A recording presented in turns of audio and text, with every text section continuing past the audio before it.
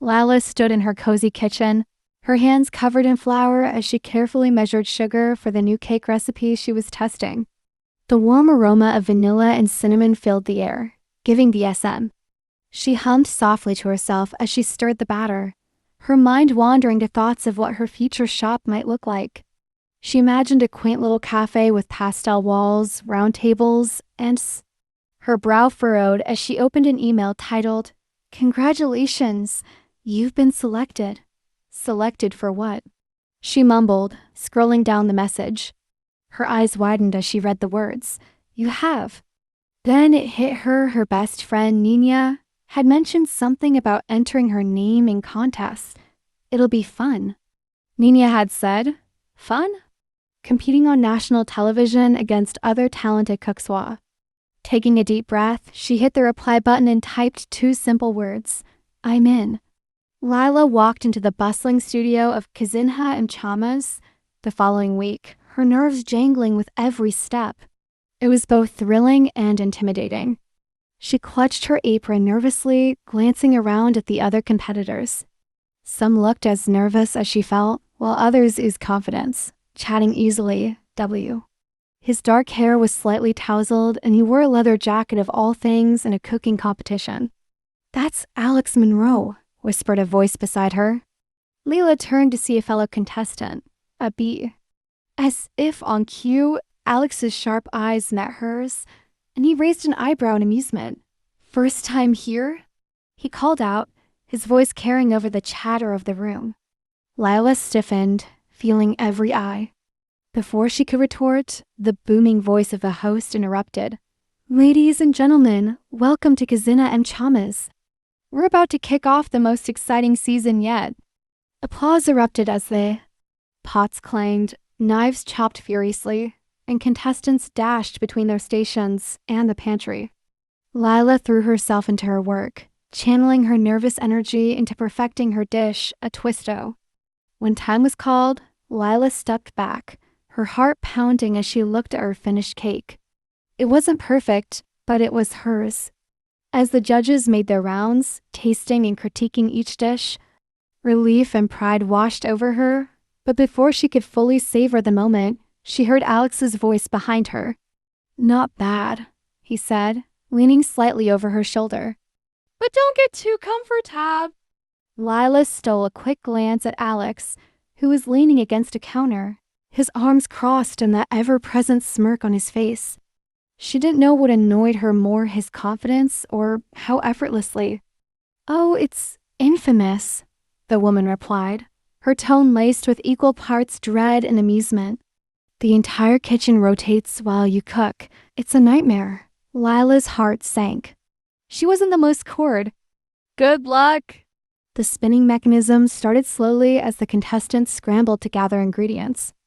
Lila clutched the edge of her station as she grabbed flour, sugar, and eggs. The kitchen wasn't Mo. Having trouble, rookie? Alex's voice cut through the chaos.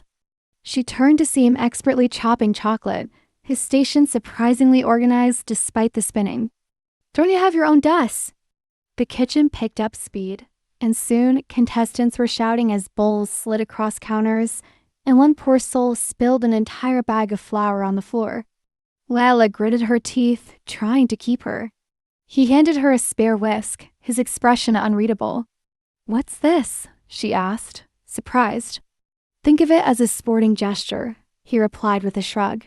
I can't beat you if you don't finish. When the judges approached, she held her breath. They examined her dish closely before taking a bite.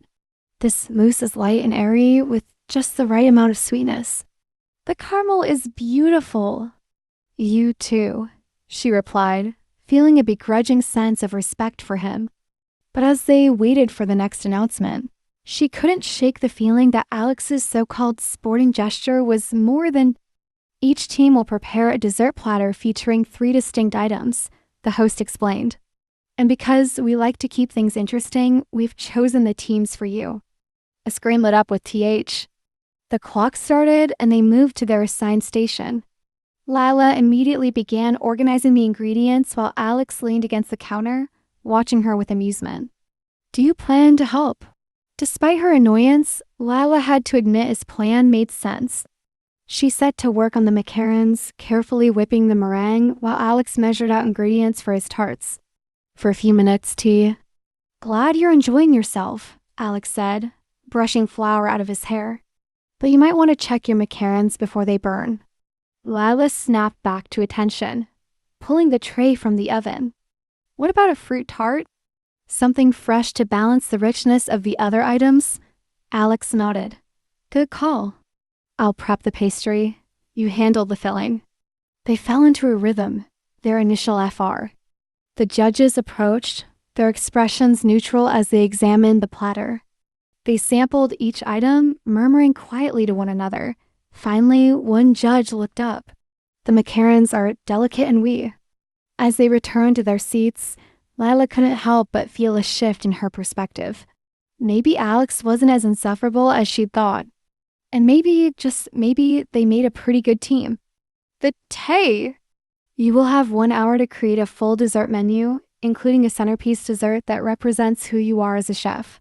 Lila's heart raced. A dessert menu? That was a tall order, especially with... She decided on her menu quickly. A tangy lemon tart as a starter, a rich chocolate soufflé as the main dessert, and a centerpiece, a towering vanilla sponge cake with layers of spiced orange cream. And Lila kept her focus, pouring every ounce of concentration into her desserts. But as the minutes ticked away, her nerves got the better of her. She nearly spilled the caramel sauce and had to redo a la. "Any other helpful observations?" "You're rushing the frosting," he said, grabbing a spatula. "Here, let me..." She hesitated but stepped aside as he quickly smoothed the frosting with practiced ease. "Tea." The final moments were a blur as Lila put the finishing touches on her desserts. When the timer was called, she stepped back, her hands trembling slightly as she surveyed her station. Her lemon tart. One judge cut into the cake, letting the layers of orange cream and sponge come into view. "This is exquisite," he said after taking a bite. "The flavors are balanced and the cake itself is incredible."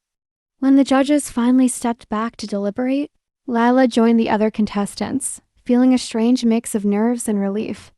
Alex leaned against the counter beside her, a faint smile on his lips. The host returned to the stage, holding a gold envelope.